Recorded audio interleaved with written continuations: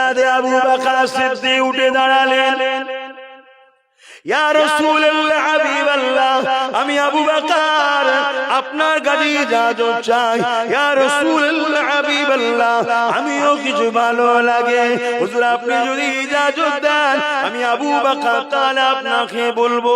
আল্লাহ নবী বললেন, আবু বকর বলে কি আপনার পছন্দ হয়? হযরত আবু বকর সিদ্দিক বললেন, ইয়া রাসূলুল্লাহ হাবিবাল্লাহ, আমার সর্বসময় আপনার কদমের কাছে বসে বসে বসে আপনার নূরের চেহারাখানার দিকে তাকিয়ে তাকিয়ে দেখতে ভালো লাগে। আরো জোরে বলুন সুবহান। একজন এক একটা চাইলো, আর আবু বকর সিদ্দিক কি চাইছে? হুজুর আমার ভালো লাগে আপনার কদমের কাছে বসে আপনার দিকে চেয়ে থাকবো। বাপ, এর মাকামটা কতটা জানো? এর মাকাম এই যে চেয়ে বসে থাকবো বললো ঠিকই, এর সম্মান কত, এর দরজা কত? হ্যাঁ,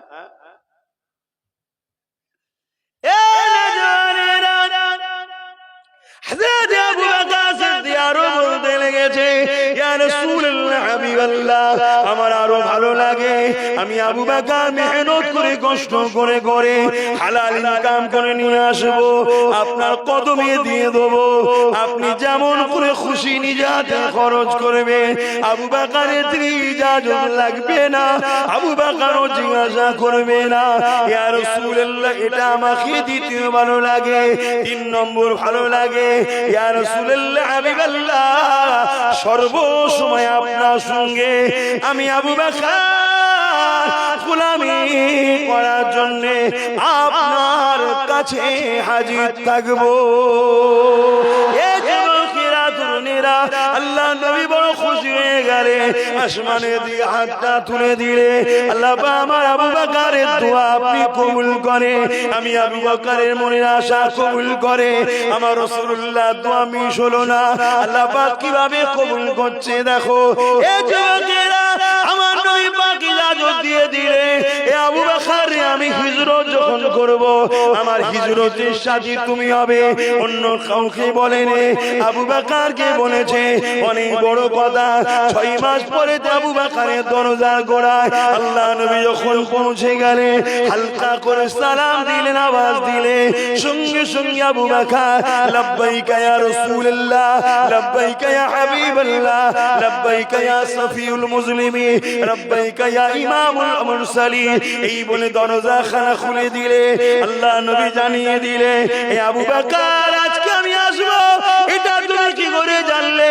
হযরত আবু বকর বলেছিলেন, ইয়া রাসূলুল্লাহ হাবিবাল্লাহ, হুজুর আপনি আজকে আসবেন আমি জানি না, তবে কি করে তুমি জানলে? দরজার করে দাঁড়িয়েছিলে, একবার সালাম দেওয়া সাথে দরজা খুলে দিলে। ওই সময় সিদ্দিক আকবর বলেছিলেন, ইয়া রাসূলুল্লাহ হাবিবাল্লাহ, আজ থেকে 6 মাস আগে আপনি আমাকে বলেছিলেন, আবু বকর তুমি আমার সাথী হবে হিজরতে। সেই দিন থেকে নিয়ে প্রতিদিন বাদ মাগরিবের নামাজ এই দরজা করে আদায় করি, ঈশার নামাজ আদায় করি, ফজরের নামাজ পড়ে যে ঘুমাতে যায়। ইয়া রাসূলুল্লাহ, না জানি কোন দিন আপনি এসে ডাকবেন আর আমি আবু বকর ঘুমিয়ে পড়বো। একবার ছাড়া দুবার ডাকতে হবে।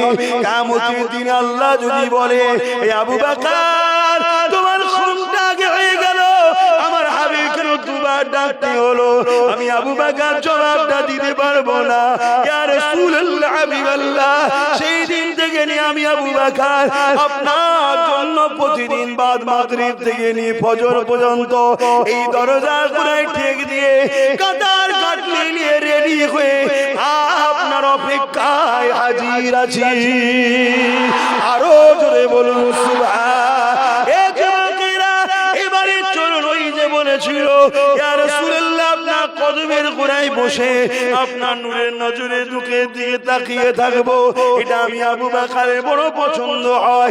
এই জন্য হযরত আবু বকর সিদ্দিক যখন নবী পাকের সঙ্গে যেতে লেগেছে, গুহার মধ্যে ঢুকলো, অনেক বড় কথা, প্রতিটা ছিদ্র মাথার পাগড়ি দিয়ে শুরু করে জামা কাপড় দিয়ে শুরু করে ছিদ্রগুলোকে বন্ধ করতে লেগেছে। একটা ছিদ্র বাকি রয়ে গিয়েছিল, অনেক বড় কথা, সবই আপনারা জানেন। আল্লাহ নবী আবু বকরের জানুতে মাথা দিয়ে আর নবী আমার চোখটা বন্ধ করে রেখেছে। আমার আবু বকর আল্লাহ নবীর চেহারার দিকে একদম কাছ থেকে এক নজরে চোখের পাতাও ফেলে না, দেখতে লেগেছে। নবী বলেছিল, আল্লাহ আবু বকর আমাকে দেখতে বড় পছন্দ করে, এই দেখার সুযোগ আল্লাহ এমন করে দিল, এখানে তৃতীয় কেউ নেই। আবু বকর এক নজরে নবী পাককে দেখতে লেগেছে। আরো জোরে বলুন সুবহান।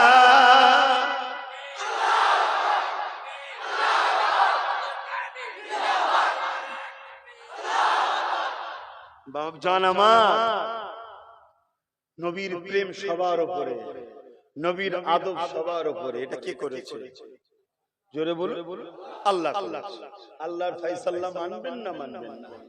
ধরুন একটা লোক 100 বছর হায়াত পেয়েছে, খুব ভালো করে বুঝবেন, 100 বছর হায়াত পেয়েছে, 12 বছর বয়স থেকে নামাজ কোনদিন মিস করেনি, তাহাজ্জুদ মিস করেনি, 88 বছর ধরে সে নামাজ পড়েছে, 5 ওয়াক্ত নামাজ, তাহাজ্জুদের নামাজ, ফরজ নামাজ, সুন্নত নামাজ, 50 বার হজ করেছে ধরুন,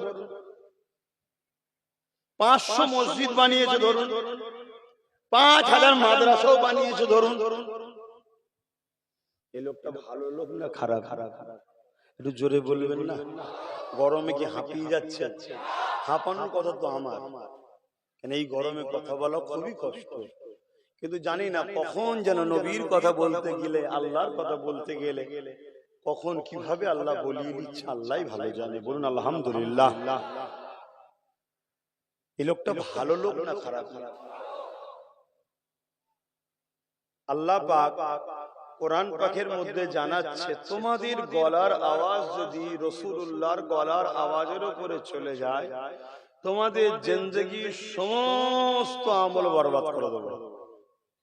তাহলে যে 500 মসজিদ বানানো, 5000 মাদ্রাসা বানানো, 50 বার হজ, 88 বছরের নামাজ, এই লোকটা যদি রসুলের জুতোলি একবার বিয়াদবি করে, আরে নবীর জুতোই হয়, অত জুতো শরীফ বলতে হবে, এই ধরনের যদি কোনোদিন মন্তব্য করে দেয়, আপনার কোরআন কি বলছে? তার জিন্দেগীর সমস্ত আমল, জোরে বলুন, বরবাদ। তাহলে বলুন, নবীর প্রেমটা কত দামি বুঝতে পারছেন? আমি কি বুঝাচ্ছি আপনারা বুঝতে পারছেন তো? তাহলে নামাজ পড়ুন, 82 বছর পড়ুন, আর 60 বছর পড়ুন, আর 10 বছর পড়ুন, নবীর প্রেমকে রেখে পড়ুন। আর না হয় এত কিছু করার পরও রাসূলুল্লাহর জুতা মোবারককে, সেটা তো রাসূল নয়, রাসূল ব্যবহার করেছে, তারপরেও যদি তুচ্ছ তাচ্ছিল্য করে ফেলে, সব বরবাদ। তাহলে ভেবে দেখুন তো, আমার রাসূলুল্লাহর সঙ্গে যারা দুশমনি করে, তাদের সঙ্গে যদি আমরা বন্ধুত্ব করি, আত্মীয়তা করি, সহযোগিতা করি, তাহলে আমাদের জিন্দেগীর আমলগুলো কি হচ্ছে বলেন তো? আমি কি বুঝাচ্ছি বুঝতে পারছেন? আহা, আপনার গ্রামের নাম রাধা কৃষ্ণপুর। এই রাধা কৃষ্ণপুর বা পূর্ব মাদানীপুরে ইসলাম কি এত সহজে এসছে? যে এত দাড়ি, এত টুপি, এত মসজিদ, এত মাদ্রাসা, এটা কি সহজে? আমার নবীর পিয়ারা পিয়ারা সাহাবা হুজুরগুলোকে শহীদ হতে হয়েছে। আমার নবীর সবথেকে পছন্দের হোসাইন, সবথেকে পছন্দের হাসান হুজুর শহীদ হতে হয়েছে। পিপাসা লাগলে নবী যাদের গালে নিজের জিভ দিয়ে দিত, এ বাবা পান করো। আর খাতুনে জান্নাত এসে বলতেন আব্বা কি করছেন, আর রাসূল বলতেন আহা আমার বাচ্চাকে কারবালায় অনেক পানির পিপাসার জন্য ছটফট করতে হবে, এই যে দিয়ে দিলাম আর হোসাইনের পানির পিপাসা লাগবে না। জোরে বলুন সুবহানাল্লাহ। যাদেরকে দয়ার নবী কাঁধে করে নিয়ে মক্কা মদিনার গলিতে গলিতে ঘুরে বেড়াতো, দুনিয়ার লোক দেখতো আমার দয়ার নবী কাঁধে তুলেছে, শুনছেন তো নাকি? আহা সেই বাচ্চা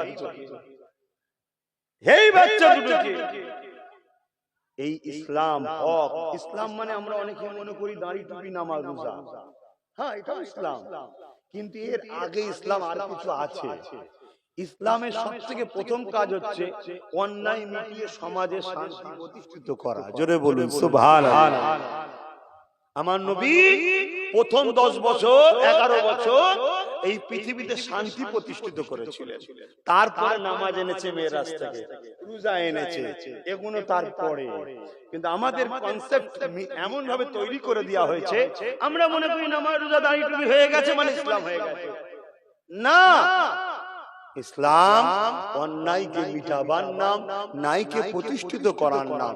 ইসলাম ক্ষুধার্তকে খানা খাওয়াবার নাম, বস্ত্রহীনকে বস্ত্র দিবার নাম, অন্নহীনকে অন্ন দিবার নাম, বাসস্থানহীনকে বাসস্থান দিবার নাম, চোখের পানি যাদের পড়ছে চোখের পানি মুছাবার নাম, মুসলিমের পাশে দাঁড়িয়ে জালিমের বিরুদ্ধে লড়াই করার নাম ইসলাম। জোরে বলুন সুবহানাল্লাহ। এক কথায় এজিদের বিরুদ্ধে লড়াই করে হোসাইনি অনুসরণ করার নাম হলো ইসলাম। জোরে বলুন সুবহানাল্লাহ। আমাদের মধ্যে আছে? বলুন। আমরা তো হোসাইনি হুজুরের কোন গুণ শুধু মুখে আছে, আর আমরা অথচ এজিদকে সাপোর্ট করে বেড়াই, হোসাইনিদের বিরোধী করি। এগুলো শিক্ষার জন্য বলছি, পরিবর্তন হন নাই। দুনিয়াতেও যেমন ধ্বংস হচ্ছে, কবরে কিন্তু আরো বিপদে পড়ে যাবে, কেন কবরে ধরা পড়ে যেতে হবে। আসেন আমার নবী পাককে ভালোবাসি, পিয়ার করি, রাসূল আমাদের জন্য